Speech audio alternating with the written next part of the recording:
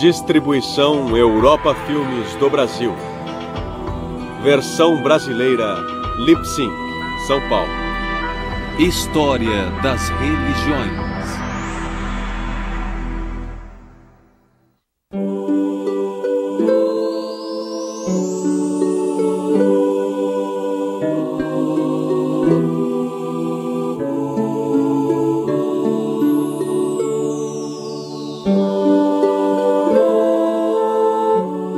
Cristianismo ortodoxo e catolicismo romano.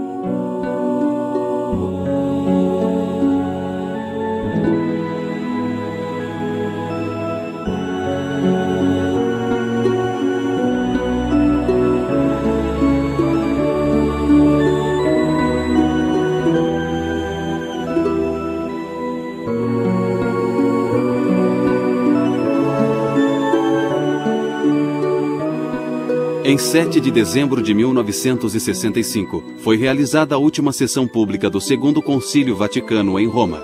O Papa Paulo VI da Igreja Católica Romana e o Patriarca Atenágoras da Igreja Ortodoxa Grega fizeram uma declaração conjunta. Ela foi lida na Basílica de São Pedro em Roma e na Catedral de Faná, em Constantinopla. A declaração proclamava que a excomunhão mútua entre as duas grandes igrejas, decretada no ano 1054, havia sido revogada.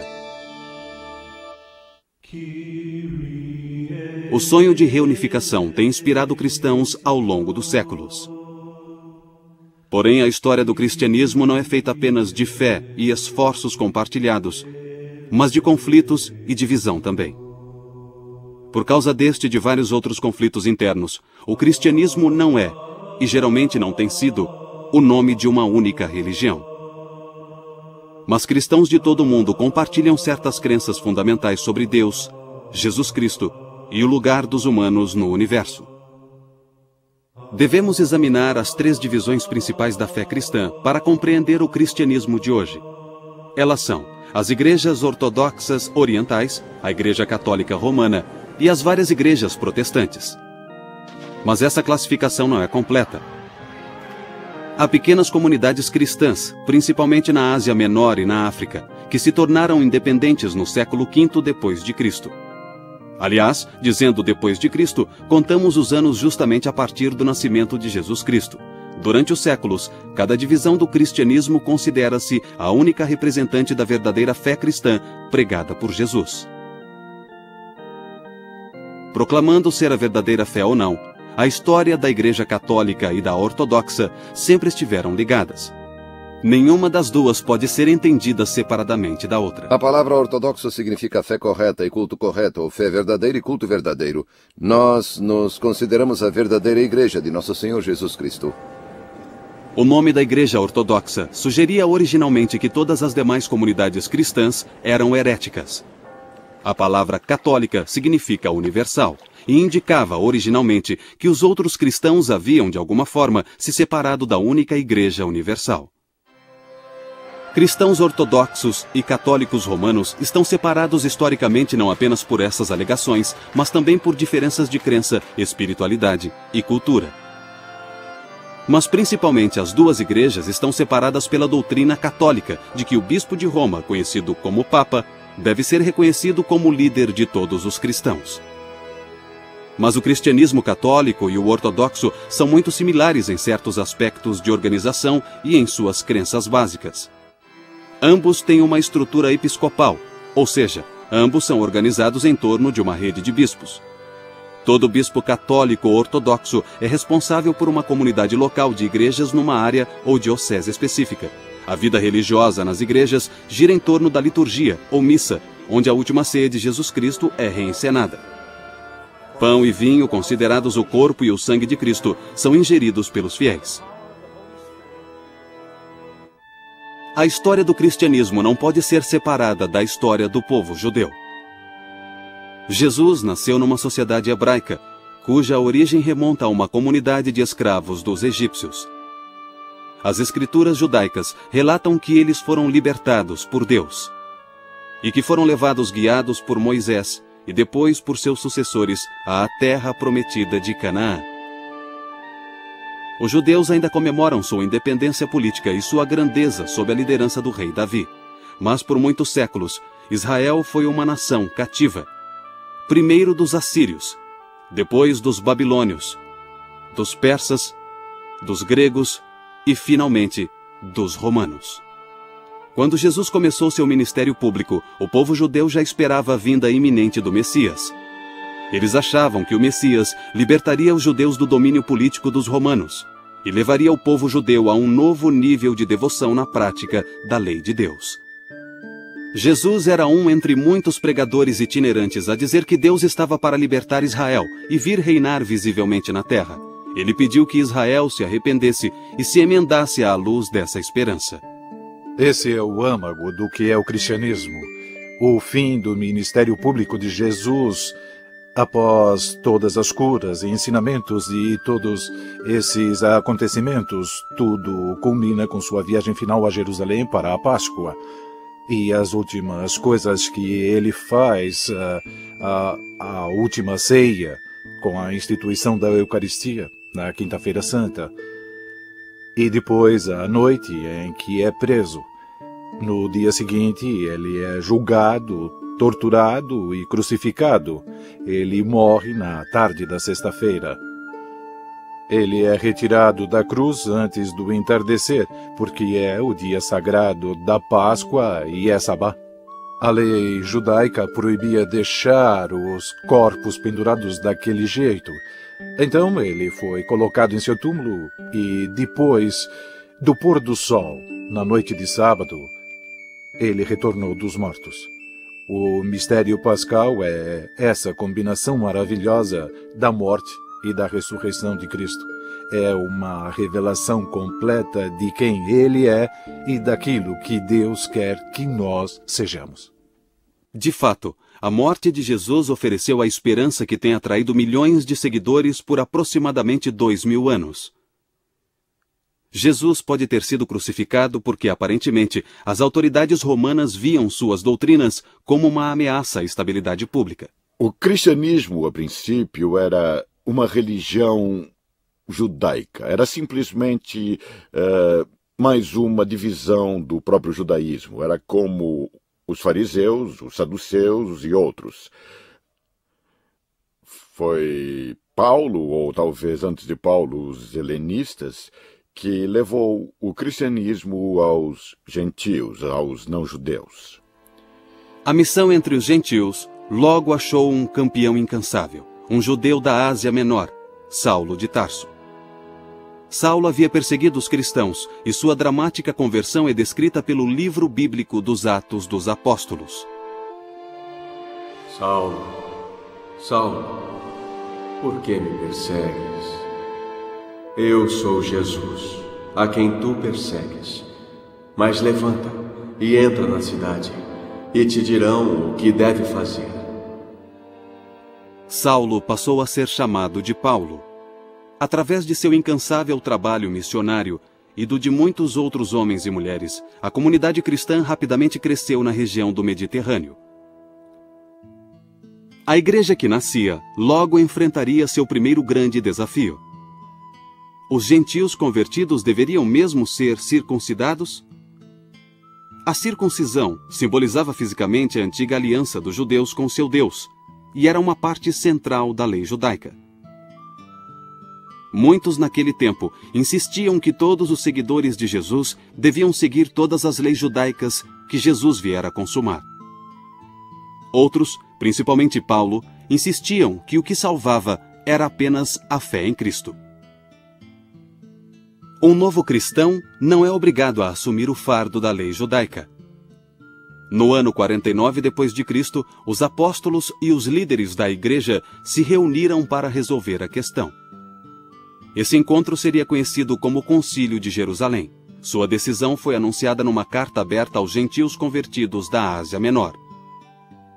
Os gentios convertidos seguiriam apenas as leis judaicas básicas e não precisariam ser circuncidados. Por séculos, o Templo de Jerusalém fora o centro da vida judaica. Mas no século I d.C., houve várias revoltas judaicas contra a autoridade romana, e no ano 70 d.C., o templo foi destruído pelos romanos. Essa perda cataclísmica foi seguida por uma segunda revolta comandada pelo líder messiânico judeu, Simon Bar Kokhba. Em 135 d.C., o imperador romano Adriano ordenou que todos os judeus saíssem da cidade santa de Jerusalém e proibiu que retornassem, sob pena de morte.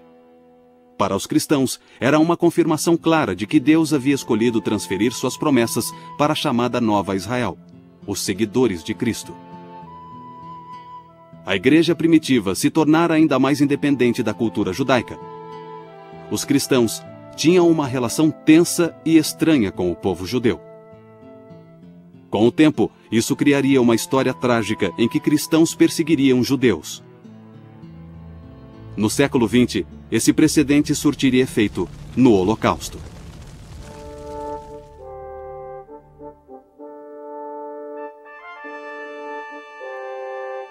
Os 3 primeiros séculos depois de Cristo são lembrados hoje pela perseguição romana, uma época gloriosa de mártires cristãos e de testemunho heróico do Evangelho de Cristo. De fato, houve perseguição esporádica nesse período. Parece ter sido motivada por uma combinação de medo e de uma devoção genuína dos romanos a seus deuses pagãos. Os cristãos eram frequentemente acusados de imoralidade e desrespeito à antiga religião romana. Acusações de infanticídio, canibalismo, incesto eram disseminadas, entre outros, por um dos maiores filósofos de Roma, o filósofo estoico Fronto, que fora professor de Marco Aurélio, por volta do ano 150. Então, na verdade, as acusações contra os cristãos eram feitas por pessoas que já haviam decidido que eles eram uma ameaça política. Por isso, eles precisavam arrumar uma desculpa, pois as pessoas não enxergavam essa ameaça política. Os cristãos se recusavam a adorar os deuses romanos ou a queimar incenso para o imperador romano. Os cristãos viviam como eleitos de Deus num mundo hostil. Os mártires eram heróis a serem imitados. Realmente, sua fé e coragem impressionaram até mesmo o povo romano. Apesar das perseguições romanas, a maior ameaça à igreja dos primeiros tempos era um desafio espiritual. Os vários movimentos religiosos e filosóficos coletivamente chamados hoje de gnosticismo. Os gnósticos eram uma seita particular do cristianismo, sim. E eles exageravam a natureza espiritual dos seres humanos com a ideia de que haviam caído de um jeito ou de outro neste mundo material. Sua preocupação principal era a libertação pelo conhecimento, a gnose. Por isso são chamados de gnósticos. Em resposta a esses desafios heréticos, a igreja primitiva assumiu compromissos teológicos, morais e institucionais que se tornariam a base de seu desenvolvimento futuro. A primeira resposta a essas heresias foi afirmar o cânone das Escrituras como o conhecemos hoje. A Bíblia cristã inclui as Escrituras hebraicas que os cristãos chamam de Velho Testamento. Ela também inclui os conhecidos 4 evangelhos, as epístolas de Paulo e textos atribuídos a outros apóstolos. O processo de canonização não ocorreu de uma vez só. Mas, no começo do século III, o cânone das escrituras cristãs estava estabelecido essencialmente tal como é aceito hoje. A igreja cristã se dedica à visão hebraica do Deus Criador, com todo o esplendor e mistério que essa visão hebraica implica. A segunda coisa foi estabelecer um grupo de pessoas que chamamos de bispos, ou seja, o Sagrado Magistério, os sucessores dos apóstolos. Os apóstolos conviveram com Jesus e testemunharam sua ressurreição. São certamente os intérpretes da mensagem de Jesus com maior autoridade. E a terceira coisa foi a declaração de fé, que chamamos de credo, uma espécie de resumo das crenças cristãs. Os gnósticos diziam que revelações esotéricas haviam sido transmitidas pelos apóstolos a poucos eleitos, mas os cristãos argumentavam que o testemunho apostólico havia sido dado publicamente a todos e que vinha sendo preservado nas igrejas, cuja fundação remontava até aos apóstolos.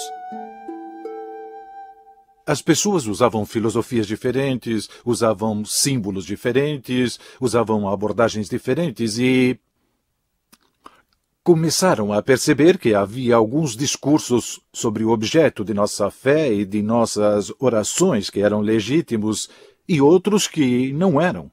Havia discursos que não transmitiam bem esse mistério pascal, essa integridade da revelação de Cristo. E começou a haver separações da igreja. Havia pessoas dizendo coisas que claramente não condiziam com a tradição que herdamos dos apóstolos. Os bispos são os sucessores dos apóstolos e se tornaram os defensores supremos da ortodoxia na igreja. Desse modo, uma hierarquia centralizada foi estabelecida para preservar a unidade da igreja. A concordância com o bispo preservava a unidade e a fé da igreja local. A concordância entre os próprios bispos protegia a unidade da igreja universal. Mas como os cristãos determinariam o que constitui exatamente os ensinamentos universais dos bispos? Ireneu de Leão apontou para os ensinamentos do bispo de Roma, cuja sucessão apostólica remonta a Pedro e Paulo, ambos supostamente martirizados em Roma. Os católicos romanos acreditaram em Ireneu, defendendo uma autoridade especial para as interpretações do bispo de Roma. Alguns católicos romanos alegariam mais tarde que esse bispo, agora chamado de Papa, é a suprema autoridade de toda a Igreja.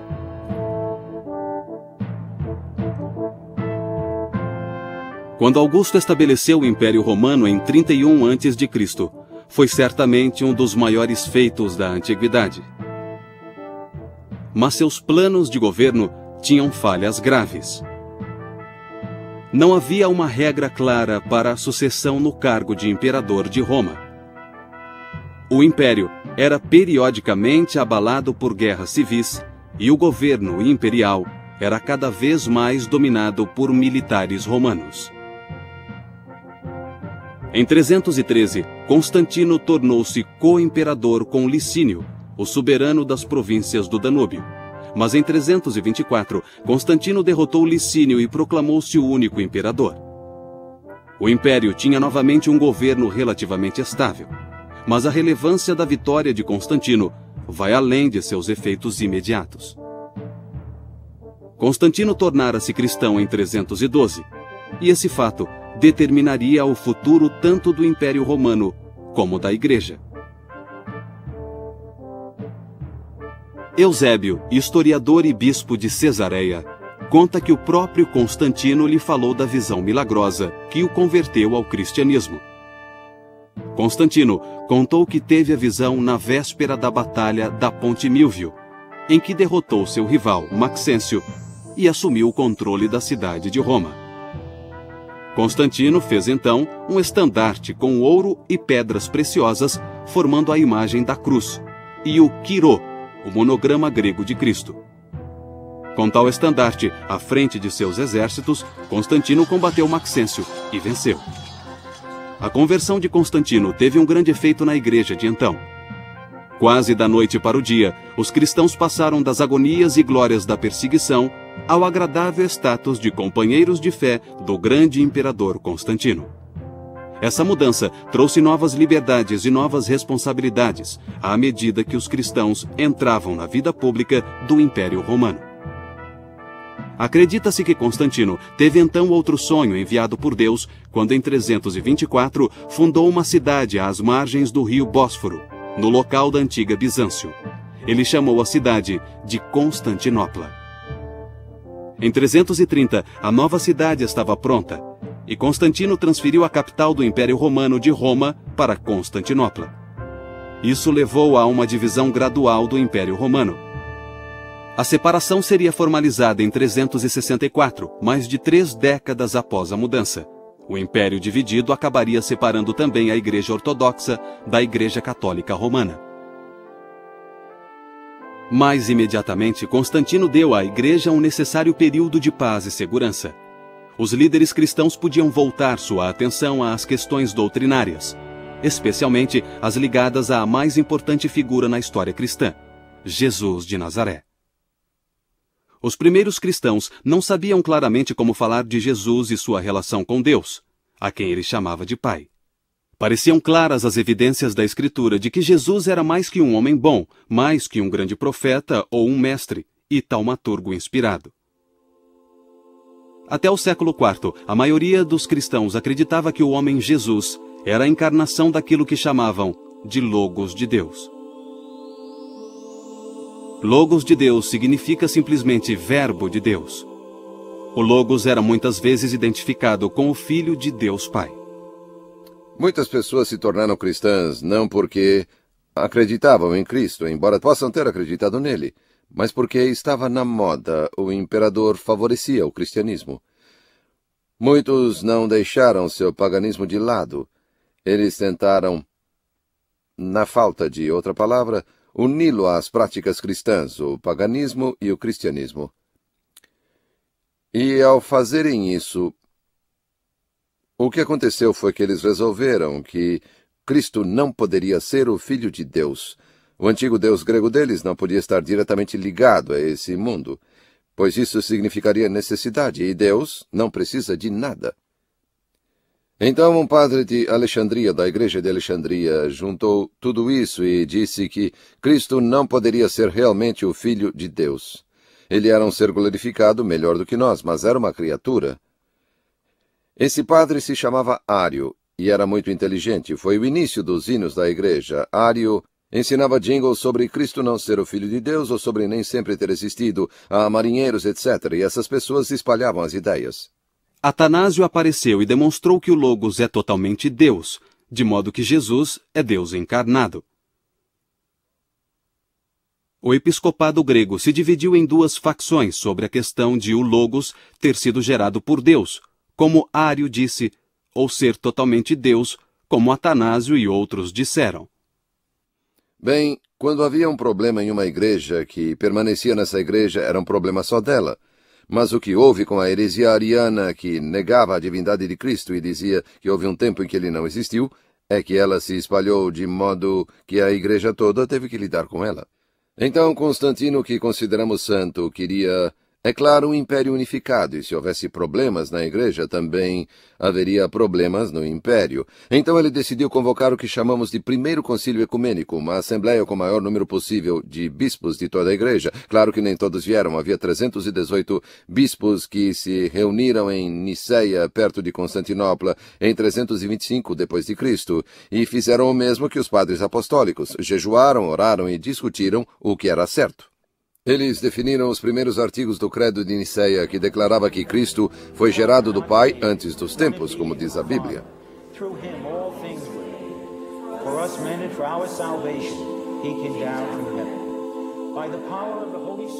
O Concílio de Niceia é considerado tanto pelos ortodoxos como pelos católicos o primeiro grande concílio ecumênico.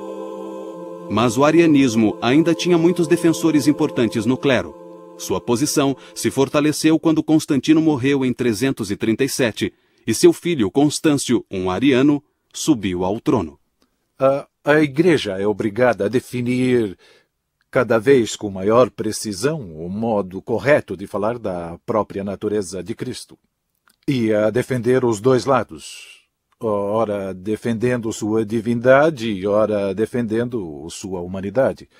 Mas essa definição, de certo modo, é o que estimula o Credo de Niceia.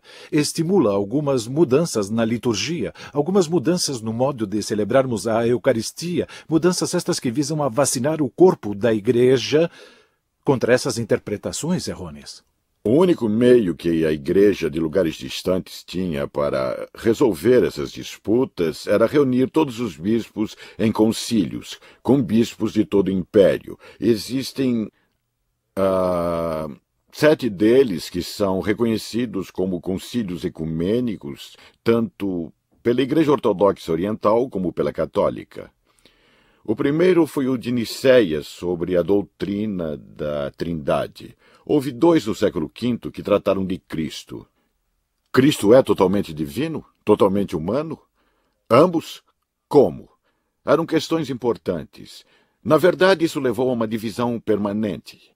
O foco continuou a ser as questões sobre Cristo, se ele tem uma só vontade e atividade ou duas, e assim por diante. Essas eram questões muito importantes na política do Oriente. Finalmente, em 787, o segundo concílio de Niceia, desta vez sob a liderança da imperatriz Irene, afirmou que os ícones podiam ser usados no culto. Os decretos desses 7 concílios acabaram sendo reconhecidos pela maioria, embora não por todos os cristãos. Tornaram-se declarações definitivas da fé cristã. Os fundamentos da fé cristã, incluindo aí a definição de Niceia da encarnação de Deus em Jesus Cristo, já estavam definidos no fim do século VIII.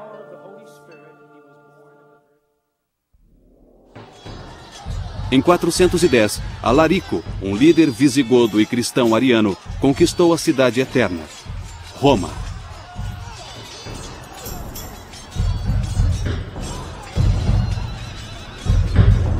Praticamente tudo que trazia segurança, sentido e ordem à vida romana estava agora destruído.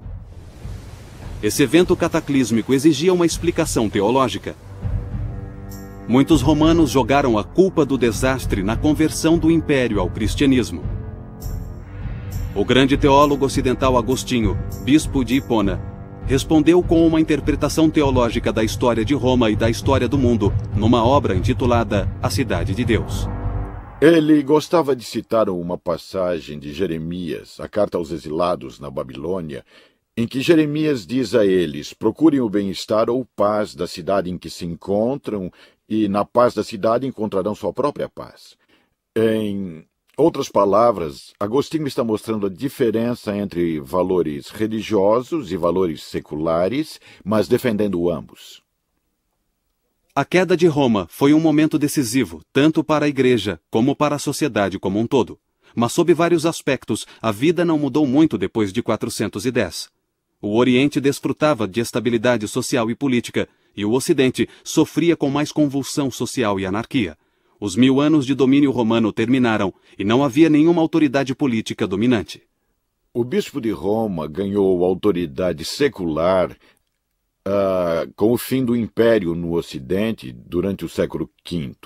O bispo de Roma torna-se o principal líder cívico. Nessa época, além disso, a Igreja controlava grandes quantias de fundos para ajudar os pobres e começou a receber donativos, terras para cultivo e assim por diante. Então, os bispos dos séculos IV e V eram muitas vezes famosos por usar esses recursos para conseguir aliados. Os bispos da Igreja Ocidental viam que em seu futuro estavam as próprias tribos que haviam destruído seu mundo. Assim, missionários levaram o Evangelho aos povos tribais da Europa, até a Alemanha. Em 800, o rei dos francos, Carlos Magno, subiu ao trono do Sacro Império Romano, que era uma união de pequenos feudos teutônicos. Parecia que a Europa havia encontrado outro Constantino que poderia unir toda a sociedade numa única federação cristã. Os reis francos eram aliados dos papas romanos. O próprio Papa Leão III coroou Carlos Magno imperador em uma cerimônia em Roma. Essa coroação de Carlos Magno abriu um precedente que influenciaria significativamente a relação entre Igreja e Estado na Europa Ocidental. Os papas estavam, na verdade, apostando no norte europeu e não em Constantinopla ao fazer essas novas alianças. Papas posteriores afirmariam que a autoridade imperial dependia da sanção do Papa.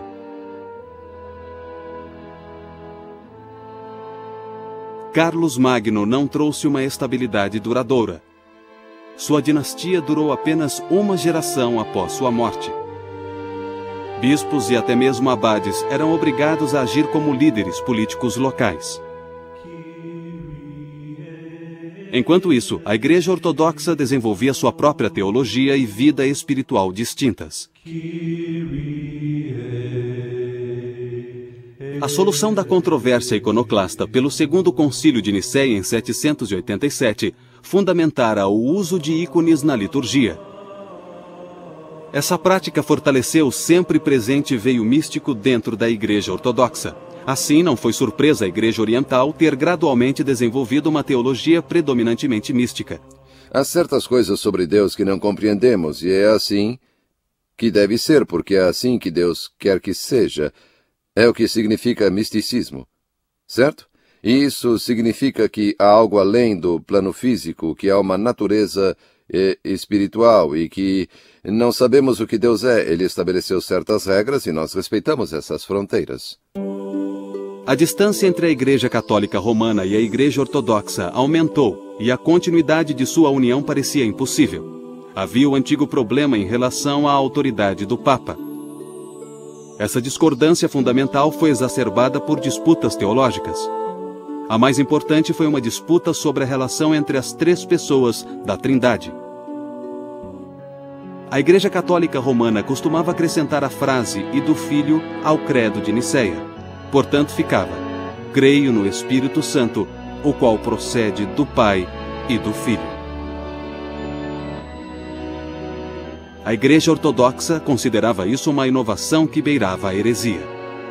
Duas coisas são importantes. Em primeiro lugar, é teologicamente incorreto. Só há uma cabeça na Trindade, Deus Pai.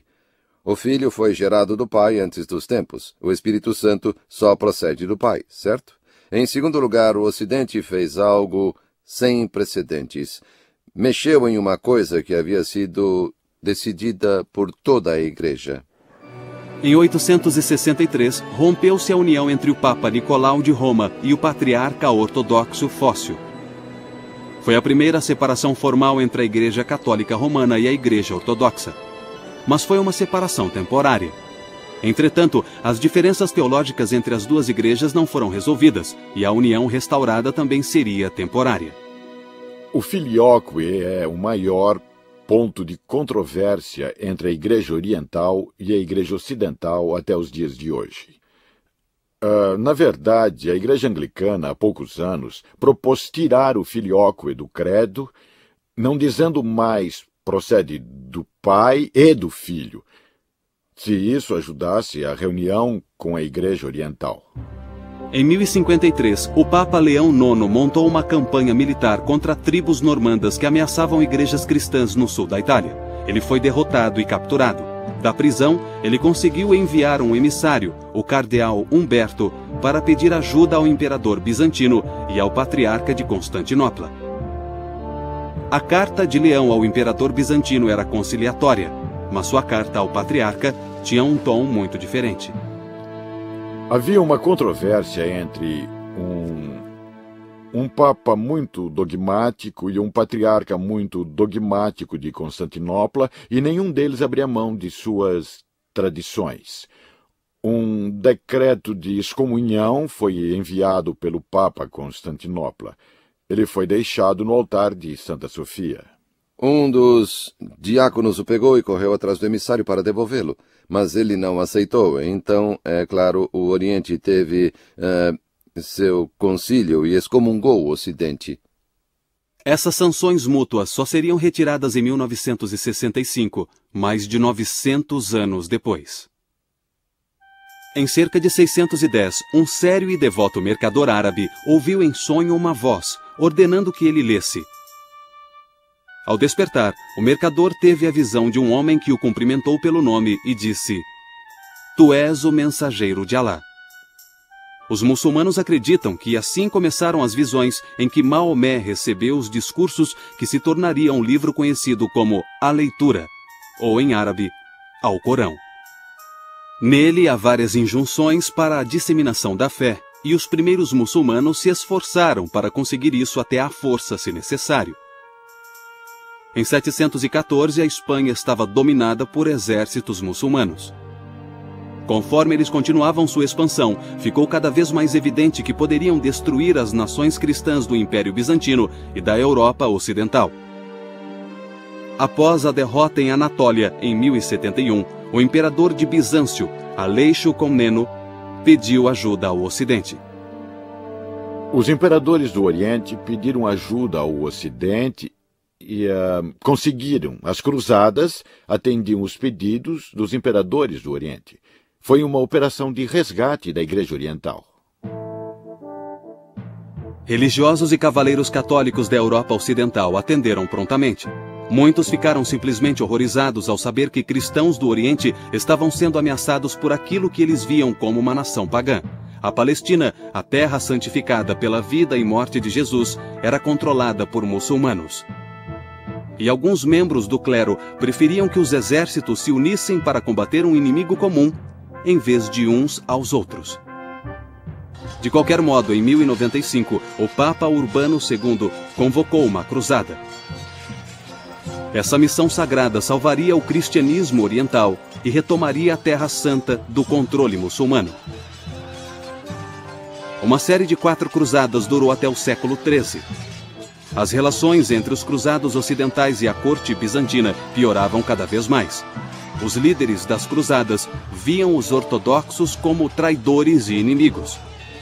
O que começou como uma missão para salvar cristãos ortodoxos dos muçulmanos, tornou-se em meados do século XII uma missão contra os próprios cristãos ortodoxos. Em 1204, cruzados católicos romanos saquearam Constantinopla. Nas palavras do historiador Calisto, foi um ato que a Igreja Ortodoxa jamais esqueceria ou perdoaria. Mesmo assim, os esforços para a união continuaram, mas as duas igrejas continuaram separadas. Em 1261, o imperador cristão da Niceia, Miguel Paleólogo, recuperou Constantinopla e devolveu-a aos orientais ortodoxos. Mas sua vitória trouxe apenas um descanso temporário de 200 anos, antes que Constantinopla caísse nas mãos de outro inimigo, os turcos otomanos. Em 29 de maio de 1453, os turcos tomaram Constantinopla. O último imperador bizantino, Constantino XI, foi assassinado. Nos séculos 13 e 14, a Rússia esteve sob o domínio dos mongóis e isolada do restante da cristandade. A Rússia começava a se recuperar no século XV, quando o Império Bizantino chegou ao fim. Então era natural que essa grande nação ortodoxa se tornasse a sede principal da Igreja Ortodoxa. No século XVII, o patriarcado foi abolido por Pedro, o Grande, da Rússia. A Igreja conseguiu manter uma rede de seminários e mosteiros, mas ela sobreviveu principalmente graças à profunda devoção do povo russo. Para compreender a história do catolicismo romano no período medieval, precisamos voltar à nossa história do cristianismo ocidental da época, quando nações-estado da Europa Ocidental começavam a surgir. A Idade Média é chamada de Idade da Fé. Podemos até dizer que foi uma era de intenso entusiasmo religioso. A Igreja não via com bons olhos alguns novos movimentos religiosos. Seu poder era cada vez mais ameaçado. A Igreja, às vezes, pedia às autoridades seculares que forçassem os dissidentes a capitular, sob ameaça de penas civis que incluíam a pena de morte. Mas alguns católicos estenderam a mão a esses movimentos dissidentes. 2 homens em particular, Domingos e Francisco, romperam com a vida monástica e reuniram a seu redor comunidades de irmãos ou frades. Esses homens atuavam como pregadores itinerantes. Eles se sustentavam pedindo esmolas. Não levavam a vida respeitável e estável da reclusão no mosteiro. Os franciscanos e dominicanos são muito importantes, principalmente no século XIII, logo após a sua fundação. Eles se tornaram missionários no mundo islâmico, eles eram interessantes, eles dominaram as universidades rapidamente. Acho que por causa de seu sistema de recrutamento. Não dependiam de favores de algum bispo de sua terra. Podiam mandar seus homens para onde quisessem. Então os franciscanos e os dominicanos eram os melhores professores da Universidade de Paris, no século XIII. Também eram inquisidores. Lembrem-se de que a Inquisição só estava tentando saber se havia alguma heresia à solta. Eram precisamente as ordens mais zelosas, os cistercienses, franciscanos e dominicanos, que forneciam os inquisidores. A vida espiritual e intelectual do catolicismo romano teve seu período de maior expansão durante o século XIII, mas a própria Igreja Católica era cada vez mais atacada.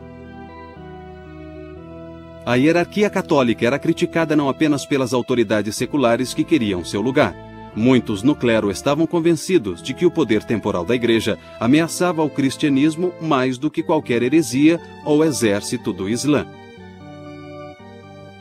Ninguém negava que as autoridades da Igreja muitas vezes abusavam de seu poder. O que era ainda pior, vários desses abusos eram motivados pela necessidade financeira da Igreja. Foi nesse clima volátil que o monge agostiniano da Alemanha denunciou com veemência os abusos da Igreja. Acima de tudo, esse monge rejeitava a ênfase católica nos rituais religiosos e defendia que bastava a fé na salvação efetuada por Cristo.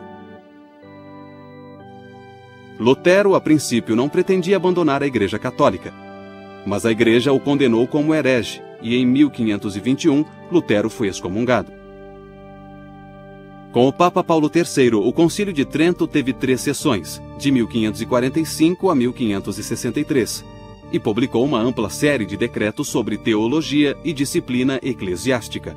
O Concílio de Trento foi basicamente uma rejeição de várias ideias protestantes, uma rejeição da doutrina de Lutero, de justificação pela fé, uma reafirmação da doutrina católica dos 7 sacramentos em vez de 2 sacramentos, um respaldo à autoridade dos bispos e do Papa e assim por diante.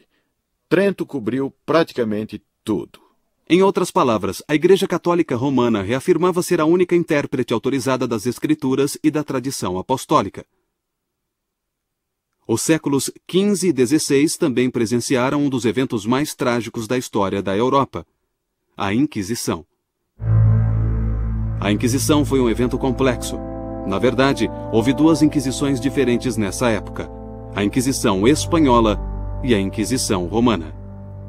Alguns protestantes espanhóis foram vítimas da Inquisição Espanhola, mas a maioria era de judeus, muçulmanos e pessoas convertidas dessas religiões ao cristianismo. Acho que, independentemente do que a Inquisição tenha sido realmente, ela se tornou um símbolo da intolerância religiosa, de uma reação exagerada, radical e extrema à diversidade dentro da Igreja. E estavam acontecendo muitas coisas, havia muita divisão na Igreja Católica daquela época, muitos desafiavam os elementos mais fundamentais da fé, muita gente na Igreja Católica acreditava que isso era um ataque mortal à realidade do cristianismo. A Espanha exilou 170 mil judeus.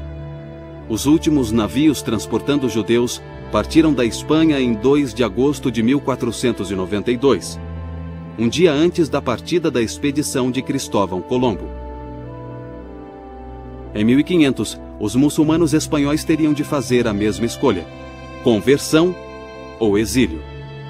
Mais tarde, a Inquisição Romana seria responsável por um dos julgamentos mais infames de todos os tempos: a condenação do grande astrônomo Galileu por heresia em 1642.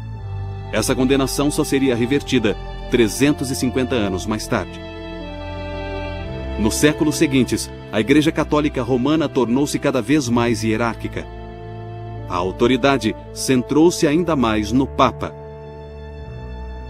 Essa tendência de centralização teve sua maior expressão no Primeiro Concílio Vaticano, realizado no Vaticano, em Roma, em 1870. Esse concílio, pela primeira vez, sancionou oficialmente a crença de que o Papa é infalível. Na verdade, o decreto é um pouco mais preciso. Diz que quando o Papa fala ex cátedra, formalmente, sobre questões de fé e moral, ele fala com aquela infalibilidade que Cristo quis que sua igreja tivesse. Na realidade, eles não estavam criando algo que não existia. Só estavam delimitando isso. No fim do século XIX, a Igreja Católica Oficial começou a surgir como líder na luta por justiça social para trabalhadores e pobres. As igrejas ortodoxas também viram novos movimentos teológicos nos séculos XIX e XX, na esperança de criar uma teologia cristã moderna. Na segunda metade do século XX, houve movimentos reformistas dentro da Igreja Católica Romana e da Igreja Ortodoxa. A Igreja Católica Romana tornou-se cada vez mais receptiva com aquilo que acredita ser bom no mundo moderno. Essa tendência foi expressa pelo Papa João XXIII, que só era Papa havia 3 meses, quando em 1959 anunciou seus planos de convocar um concílio ecumênico. 4 anos depois, em 11 de outubro de 1962, foi aberto o Segundo Concílio Vaticano. Há um novo espírito invadindo a Igreja Ortodoxa e a Igreja Católica Romana. E uma de suas expressões mais promissoras está nos esforços para reunir essas duas comunhões.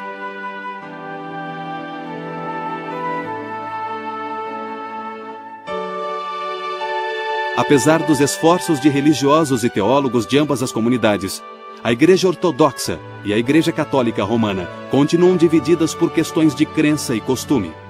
Mas pela primeira vez em muitos séculos, há motivos para ter esperança de que essa divisão logo acabe. Sempre haverá tribulações. A Igreja sempre enfrentou perturbações de fora e de dentro, porque Satanás está sempre tentando nos destruir. Quando contemplamos a história da salvação, há 2 histórias. A história da graça e a história do pecado. E essas 2 histórias interagem constantemente. Acreditamos que com a morte e ressurreição de Jesus, temos uma garantia do triunfo da história da graça. No final, a vontade de Deus prevalecerá. No final, o reino de Deus se estabelecerá e triunfará. No final, o mal será banido. Mas enquanto vivermos na história, estaremos vivendo com essas 2 histórias, a da graça e a do pecado.